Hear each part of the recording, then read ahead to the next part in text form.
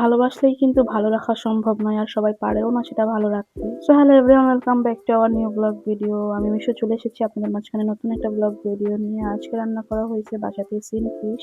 So আমি এই ফিশটা মাইক্রোওয়েভে দিয়ে বানাইছিলাম আর কি, কিন্তু আমার হাজবেন্ড এটা খাবে না, সে খাবে হচ্ছে ফুল আর সবুজ, সে আজকে রাইস খাবে না। তো আর কি করার, সেই জন্য আমিও বানায় ফেললাম ফুল আর হচ্ছে তাকে দিলাম সবুজ সাথে, কারণ সে সবসময় এরকম করায়। যদি তার জন্য বানাই ফিশ, সে চাবে হচ্ছে চিকেন, তার জন্য যদি বানাই চিকেন, সে চাবে বিফ। এইরকমই হয় আমার বাসায় সবসময়, তার জন্য আমার এক্সট্রা করে খাবার বানানোই লাগে। তো খাওয়া দাওয়া শেষ করে আমি রেডি হয়ে নিছি, আমি এখন যাবো বাইরে। আমার বাইরে যাওয়ার টাইমে কিন্তু খুবই তাড়াহুড়া লাগে, আমি ভালো মতন রেডিও হতে পারি না, কোনো রকম বোরকাটা পরে দৌড় দিই। তো খাওয়া দাওয়ার পরে খুবই খারাপ লাগতেছিল, ভাবলাম যে বাইরে থেকে একটু ঘুরেও আসি আর চাটা খায় আসি, ভালো লাগবে। আমাদের জন্য এরকম একটা অভ্যাস হয়ে গেছে, প্রতিদিন ঘরে কিন্তু চা বানানো হয়, বাট আমার বাইরের চা না খেলে ভালো লাগে না। তো চা খাওয়ার পাশাপাশি একটু ঘুরলামও। দেন হচ্ছে মোহাম্মদের জন্য পাকোড়া অর্ডার করছিল, একটু আমার কিন্তু ঘোরা বলতে, আমি কিন্তু গাড়ি থেকে নামি না, আমার গাড়িতে বসেই ঘুরি আর যা উইন্ডো দিয়ে আর কি আশেপাশের সৌন্দর্যটা উপভোগ করি, এটাই আমার কাছে খুবই ভালো লাগে।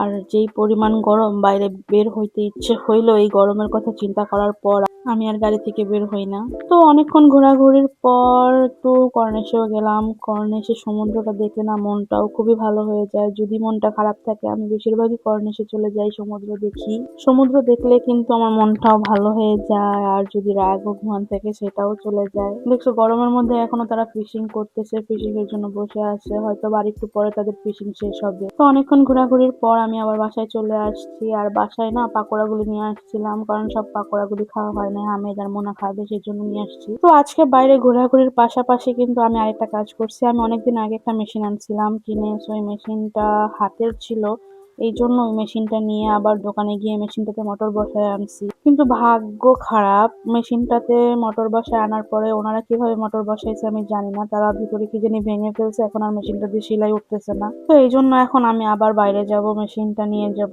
দোকানে দিয়ে আসবো, দেন দোকান থেকে আবার আরেকটা সুপার মার্কেটে যাব, ঘরের জন্য কিছু নিয়ে আসবো। আমি মেশিনটা সাথে নিয়ে নিছি, কারণ আজকে যদি আবার না দেওয়া হয়, আবার কবে সময় পাবো, আবার কবে নিয়ে যাব, তখন আর মোহাম্মদ বিজি থাকবে না, ফ্রি থাকবে, এই চিন্তা করে আবার বের হয়েছি। সো বাইরের কাজগুলি সেরে ফেলি, দেন হচ্ছে বাসায় আসবো।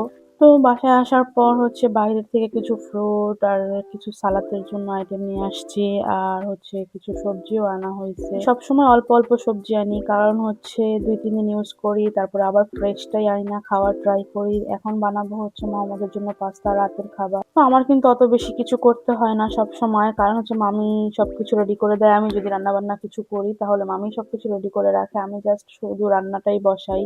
আর বিশেষ করে মোহাম্মদের খাবারটাই আমি বসাই, কারণ হচ্ছে মোহাম্মদ আমার হাতের রান্না খাইতে বেশি পছন্দ করে। মোহাম্মদের জন্য যদি রান্না করতে না হয় তো মনে হয় না আমার আর কিচেনে আসা লাগতো, কারণ আমি রান্না বান্না একদমই পারি না, আর আমি রান্না বান্না করিও না সহজে। পারি না বললেও ভুল হবে, যতটুকুই পারি, বাট আমি রান্না বান্না করি না, কারণ আমার রান্না বান্না করতে একদমই ভালো লাগে না। এই গরমের মধ্যে কিচেনে অলরেডি এসি চলে, ফ্যান চলে, সবকিছুই চলে, তারপরেও কিচেনে এত পরিমাণ গরম লাগে সেটা বলার মতো না। আর আমি কিচেনে না আসলেই মনে হয় বাইচা যাই। তারপরেও কিন্তু কিছু করার নাই, হাজবেন্ডের জন্য রান্না বান্না করতেই হয়। তো আমার মতন কারা কারা এরকম হাজবেন্ডের জন্য বাধ্যতামূলক কাজ করে একটু অবশ্যই কমেন্টে জানাবা। তো আমাদের জন্য পাস্তাটা আমার অলরেডি হয়ে গেছে, তোমরা কিন্তু অবশ্যই আমাকে সাপোর্ট করবা, আর যারা যারা সাপোর্ট করো তাদেরকে অসংখ্য ধন্যবাদ, আর যারা যারা এখনো সাপোর্ট করো না অবশ্যই কমেন্ট করবা, সাবস্ক্রাইব করবা আমার চ্যানেলটা। আর আমার ভিডিওগুলি তোমাদের কাছে কেমন লাগে অবশ্যই বলবা।